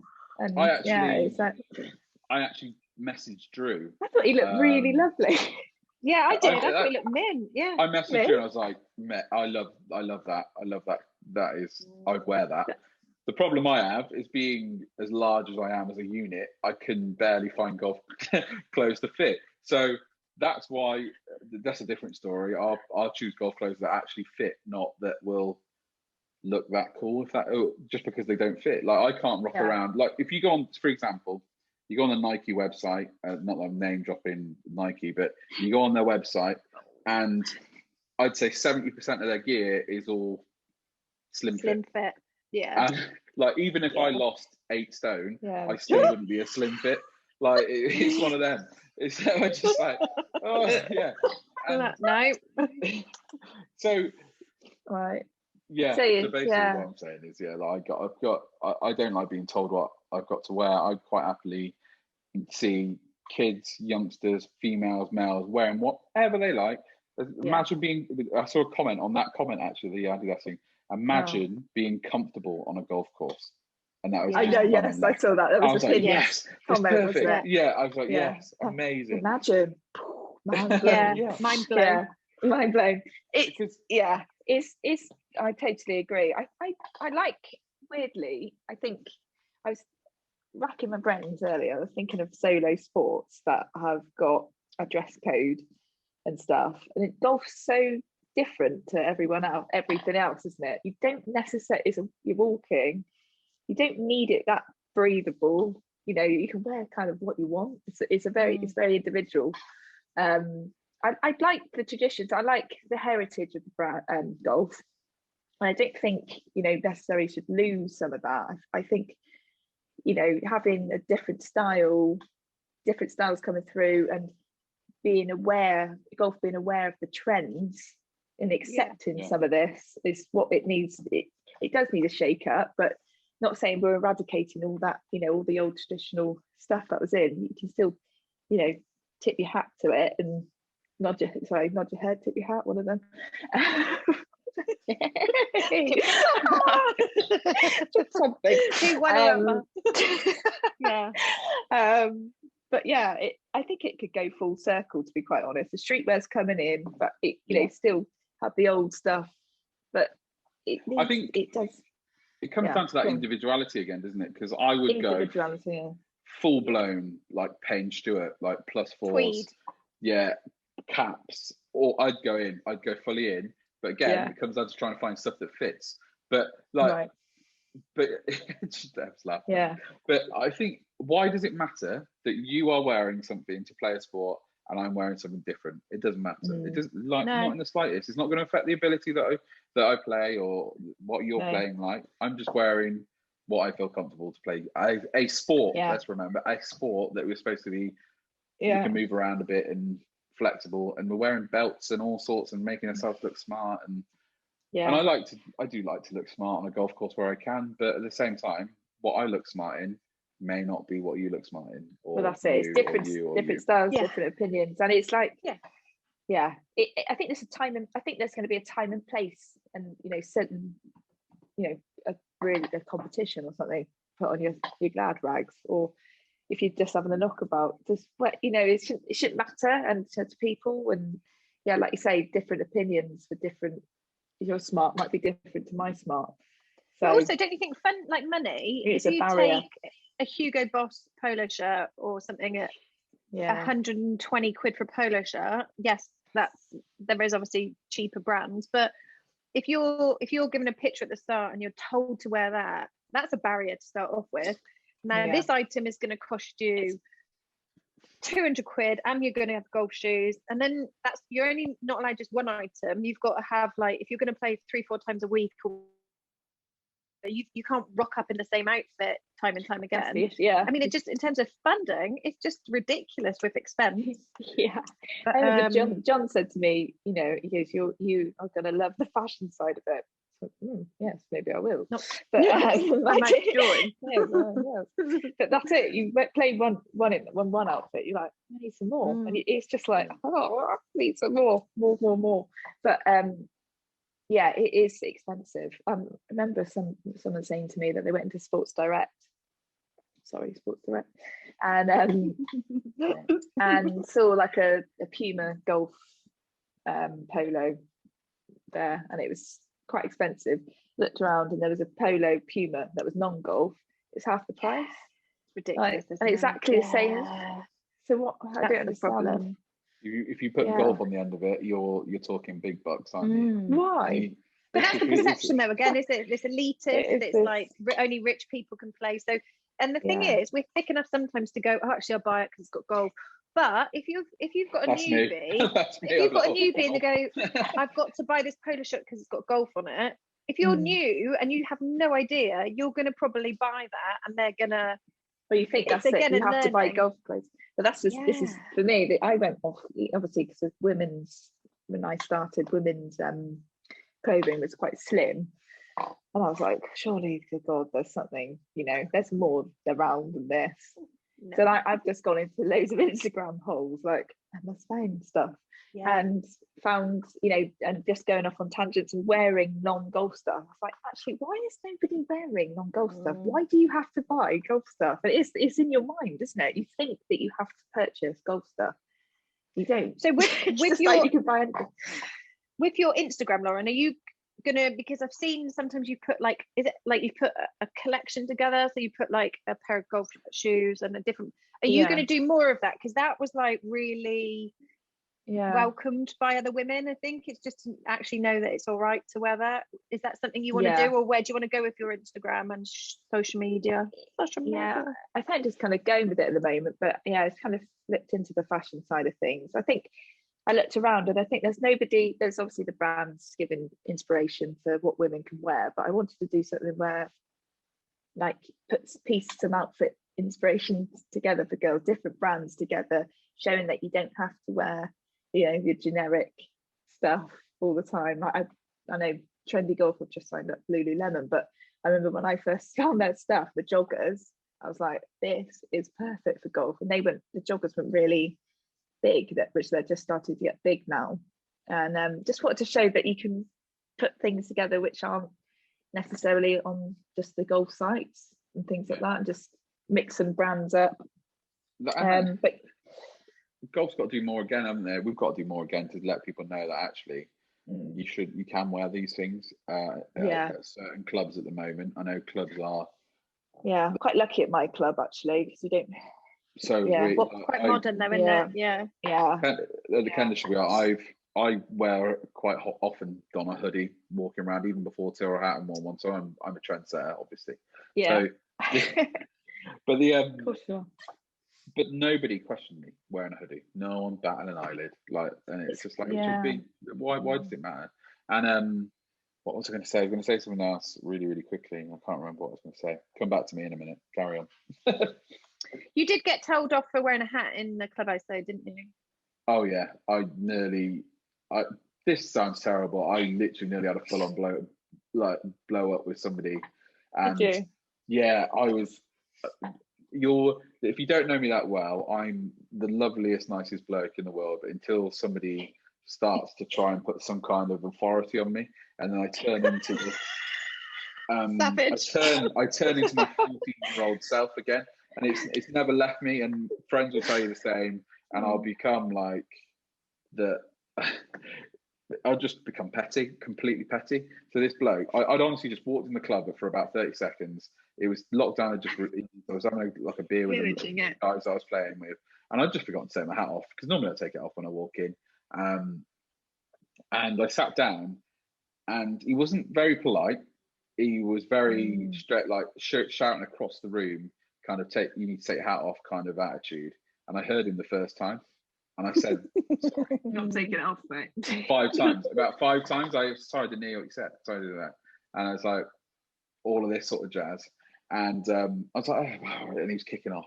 And I was like, okay, yeah, sorry. I didn't realise. I just forgotten. I'd just been playing golf, and I made no issue of it. So I took my hat off, put it on the table.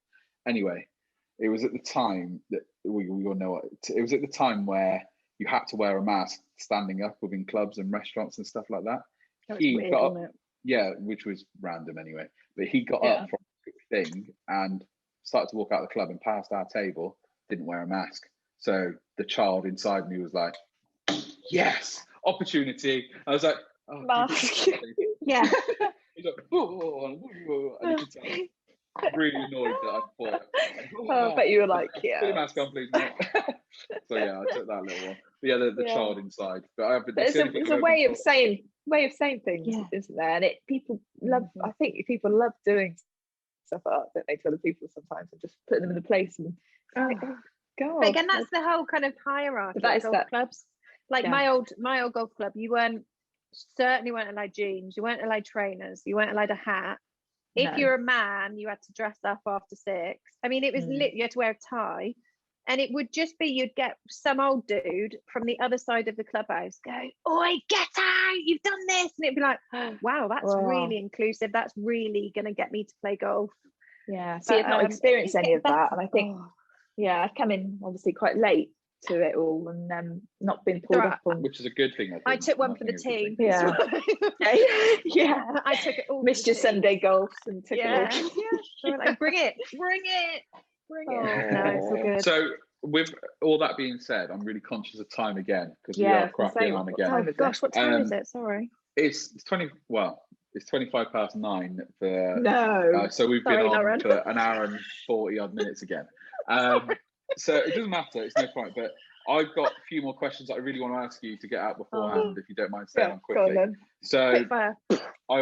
I noticed on your Instagram that you are you're cruising around in a Volkswagen Transporter that is lovely. Oh yeah. And that's very nicely. For people that don't know, Emma drives one, I drive one, I and know. you drove Do one. you? So yeah, I got one last year. So, but I am yet to customize it in any way, shape, or form because I still haven't figured out what I want to do with it. So I want it to be golf related in some way, shape, or form. Yes. I want like Golf things trip, at the back where golf trip. I'm trying to figure out a way where I can What are put you like a gonna power stuff in the boot that has Yeah. also got like water, like a shower to clean off my shoes and do all sorts of stuff, coat hangers and clothes rails and stuff. But I've got to figure it all out. But the problem is it's all got to be removable because I move a lot of stuff around every now and then. Right. Okay. So it's, can you it's do just that? Have figuring removable stuff? Yeah, you can, but you have to Yeah. do. It's there's a lot of racking, isn't it? It's Yeah. how you get the Of course, racking in and yeah. out. Yeah. So we'll get there. We'll get there. But That's cool. I wanted to ask you about your van. Like, Oh. it just looks ridiculous, and the fact that you got like a cheeky little. I want to say skateboard, but you may well correct me and say it's a longboard or it's a cruiser or it's this. So, all of that sort of stuff. So, how long you had your van? It's I say it's my van. It is my van now. It's my boyfriend. It's my boyfriend's van. It's my van now. It's my van now. And so he's had it since 2000, not very long, 17. Yeah. And he used to lend it out so much, really bad. I do that now. I know, really, it was like all the time. But yeah, we've went out, God, for the last 2 years now. We absolutely love it. We just, here, there, and everywhere. Pop up to It's Tenby for the California, isn't it? weekends. Yeah, Oh, California. Yeah. It's so nice. It's a It's pink mint broken when on you it look at the moment. inside. I saw the interior the other day, and I was like, yeah, I'm going to be getting that. He's only had, he had it upholstered because the seats were so grubby. They're just the basic grey, the seats that get quite dirty. And so he had it upholstered, and we call it Bob. So had that in the kind of seat at the back. Oh. But yeah, it's wicked. Oh my God, it's just freedom, isn't it? Especially with golf, love just it. jumping in, putting your clubs in the back, and just Going to going off the Keswick. weekend. Keswick, Lake District, yeah. It's just make a hot chocolate, pull up anywhere, bacon sandwich. Oh God! Well, and I love the roof. I just love sitting up on the roof, like. I've Emma probably know this story, but I've always wanted one. I always wanted one growing up as a kid, and I think randomly the love for vans started with the 18, which is another tangent completely again, and I ended up getting a black transport. But the first time I drove down to Western Supermare, which is not a million miles away, and I was doing some work with a young person, and the young person let me down. So I was like, I've got 2 hours to kill. What am I going to do? So I drove to Uphill Beach, which is the quieter end of Western, and I put Jordan's end. Tailgate, it was literally where the golf course, the Western Golf Club golf course. Tailgate up, feet, shoes off, sat underneath it with the sun blazing down, had my laptop on my lap, and I was like, when have I ever felt so comfortable? And that was like, it's the van, it's the transport, obviously. So it was lush. Yeah. But I think, I've got loads to do to ours, and yours is a beaut as well. I like that's the exciting thing, though, isn't it? And and I understand to her, she's kitted it right out in the back. But that is the good thing. Just plan a little project coming along. Yeah, I think I wanted the one thing I did want. I wanted a blow up awning, but that's they're a grand, and I was like, no, we got one of them and it broke. Okay, maybe not then. I've got a blow up. Seriously, this is not golf chat related at all. I know it isn't, but I've got a Couture air tent, and they do exactly the same tent, but as an awning, and it's only it's a 3x3 awning, but you can kind of buy sleeping pods and all sorts for it if you need to, and equipment. It's only 200 quid on Decathlon, and it is mint. It is properly good. I'm Gonna get one of not those. even, and it's what is even better about it for us. The tent, it's also a tent extension one end, and then it can link onto the van, so we can have like a big, like like old school blanket communities that you used to build when you were a Yeah. kid, and it Yeah. could be like that with tents and a van. So Love. 200 quid, Oh my amazing. I'll send you the God. link. Okay. Gonna write Anyway. it down. Okay, us three are going Yeah. camping. Yeah, so can we? So this year, I've booked that's a 3 good camping thing. trips today already. Have you? Booked 3 of them. Yeah, we're going down Oh, to South Dorset. We're going down to where? Burton Bradstock, I love um, Burton Bradstock. I'm always down there Hyde in the Beach summer. kind of way. Do you know Yeah. Hyde Beach? That Yeah. we're there or West. We go to West Bay a few times, but we're down West there. Bay's beautiful, isn't it? Yeah. Yeah, with lush. cliffs. So we're down there, and then we're going Exmouth way a little bit as well. But Oh. yeah, enough of that chat because that's. Yeah, we oh, could go just a off on different quickie. non-golf. No, Whose that's it. skateboard is that? Yeah, That's it's electric skateboard. You know? Yeah. it's a boosted so board. cool. It goes 20 miles an hour. It's really Yeah. scary. We got a couple of those scooters, the electric scooters. Yeah. I love those. John is constantly out on those. We bought them. I would be all the A time. few years ago, we went to Tel Aviv for the Eurovision. Don't ask. Random trip. No, don't. We got invited. It was so random. We got out. It was Never chatted together. so- Oh my God, I need to speak to you about that. Yeah, that was a really random trip. But yeah, and then they had them out there before they kind of went with all the rage. And they've just gone mad, haven't they? But they're wicked. They're like 30 miles an hour as well. So we're like Lethal. around The, the local area. The first time I saw Oh. one of those, do you know Casey Neistat on YouTube? He's Sorry. got. No, don't think so. Emma's just gone black. I know, blacked out. What's sorry. going on? I'm gonna have to. Oh my God, sorry. 2 secs. Where's she gone? Anyway, yeah, I saw Casey Neistat on one. And I was like, I want one, but because of my job, I had to travel around so much at first, and my office was miles away. I was like, oh, can't have one because I'll never use it. However, our office has just changed position. We moved it to my wife's gym, so all my stuff's there, and it's only a 10-minute. It's in Longwell Green, so I was like, perfect. get like a scooter or a boosted board or something. It'd be amazing. Yeah, you got to. Yeah, I'll have to. Sorry, I'll have to bring them up to the Kendall show and try them out on the Please, drive when you I'd come love in. to. Shall I? Yeah. Can we turn any bunkers into jumps? Can we do that? Yeah, it'll be all right. It'll be fine. It'll totally be fine. I am. Yeah. So there was one last question, wasn't there, from Dave? What was it? We haven't even asked these questions. Yeah, there's a couple. Give me a second. He did tell me. He sent a question. I was like, if it's an impression. Right. So hold on a minute. I've got to find it because it was. I'm chatting with him tomorrow. Actually, I messaged him and said, "What are you on about?" And he's like, "Don't worry, it's an inside joke, Ben." And I was like, "Oh, brilliant. Okay." So there we go. Oh no. I'm terrible on Instagram. I'm literally, I make out like I know all how to do it, and I haven't got a blooming clue. How do I do that again? There we go. So, can you please ask her, what did the 5 fingers say to the face? Oh my God, I've got a mind blank, Dave. What is it? He said it's an inside joke. If you don't know what it is, fingers say to the what? What did the 5? What did the 5? It's slap. I can't remember what it's. It's basically me and Dave. There's like a comedian. You know Dave Chappelle, is it? Yeah. You know, it's how you say it, Dave Chappelle. Yeah. And you know Eddie Murphy. Oh, Murphy's brother, Charlie Murphy. He does this thing on YouTube called Hollywood Stories, and it's real. He tells real Hollywood stories of when he used to hang out with his brother Eddie Murphy. And he did one with when he met Rick James, and they reenact it. I'm Rick James, and they reenact the whole thing. Oh my God, it's you need to watch it then. Yeah. It's so Dave sent me the link. I mean, Dave are just obsessed with it.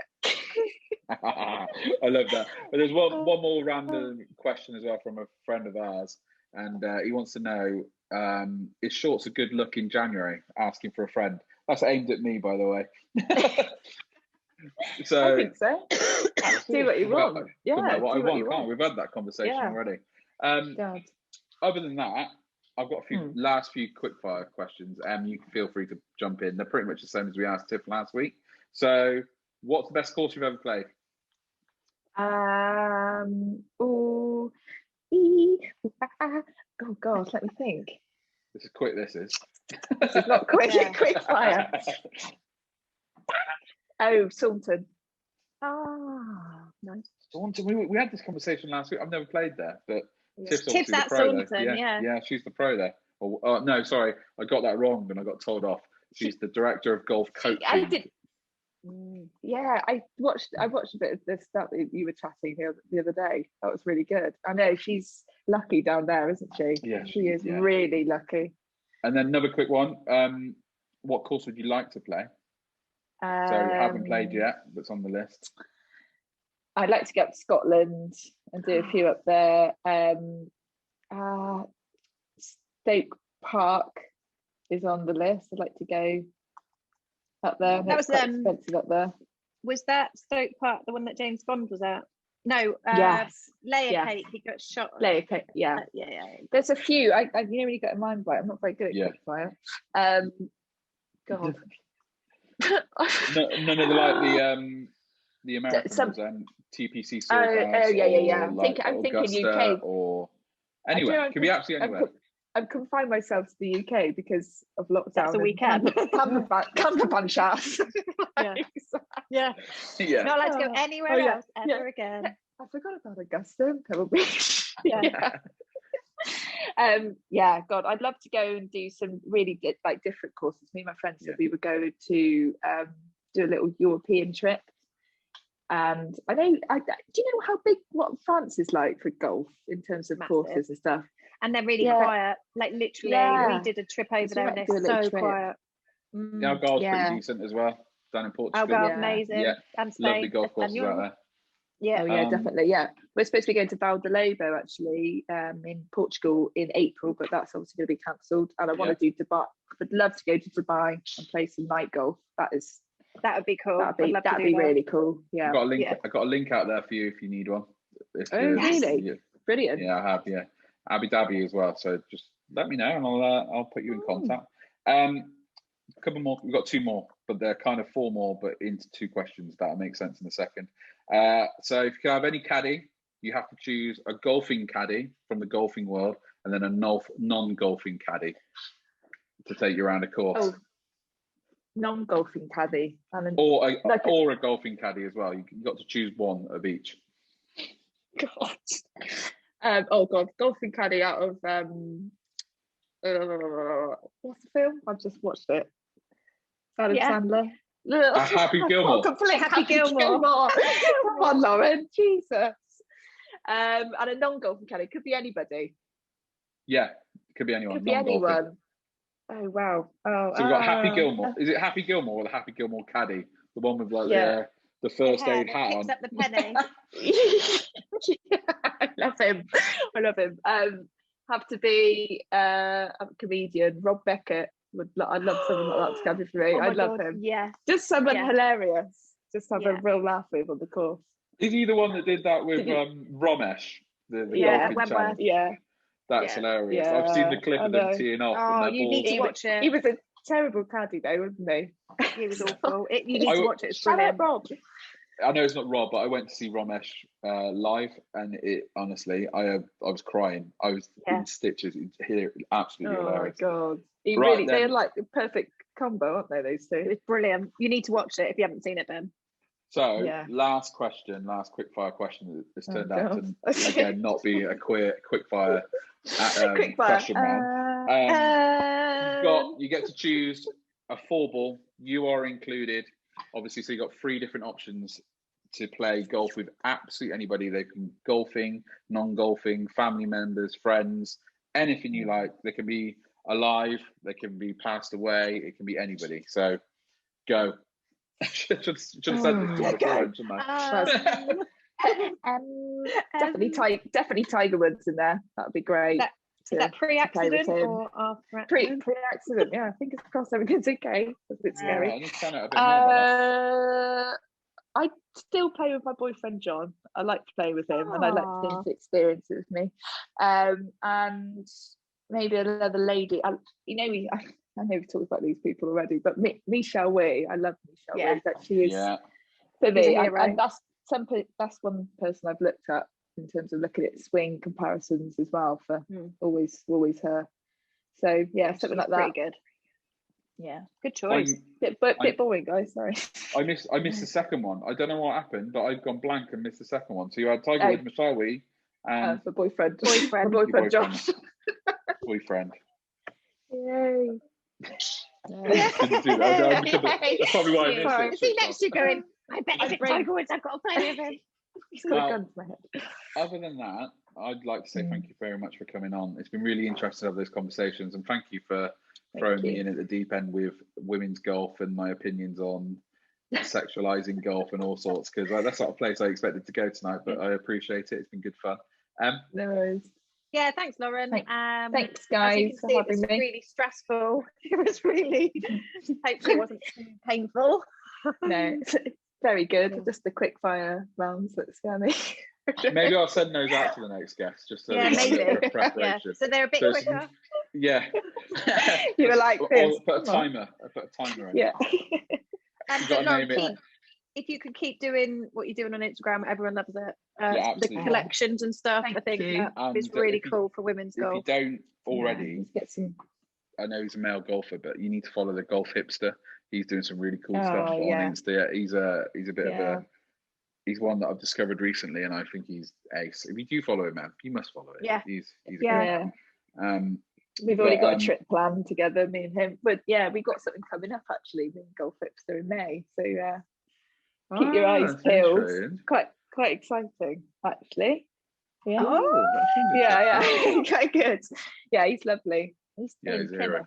So yeah, we have to get around in or something. It'd be good to meet some of these people, wouldn't it? Yeah, absolutely. I think summer. That's the problem with Instagram, that I want to play golf with so many people randomly. I know we're trying to say goodbye and we're not saying bye. Yeah. Somebody I met randomly on Instagram the other day is moving to Clevedon, and he's from London. He lived in Scotland, moved to London, then he's randomly moving to Clevedon. That's where I'm from. So I was like, oh, let's play golf in Clevedon. No. So So as soon as he comes down, that's just the power of Instagram. That's a good thing about Instagram. But other than that, yeah. So again, thank you very much for coming on. Oh, thank you. Thank you, my darling. We'll have you on again in the future, I should imagine, after lockdown, and we've played a bit more golf, and we'll see where we go from there. We can review the old handicap. Yeah, great. Thank you. Well, take care, and we'll everyone. see you next time.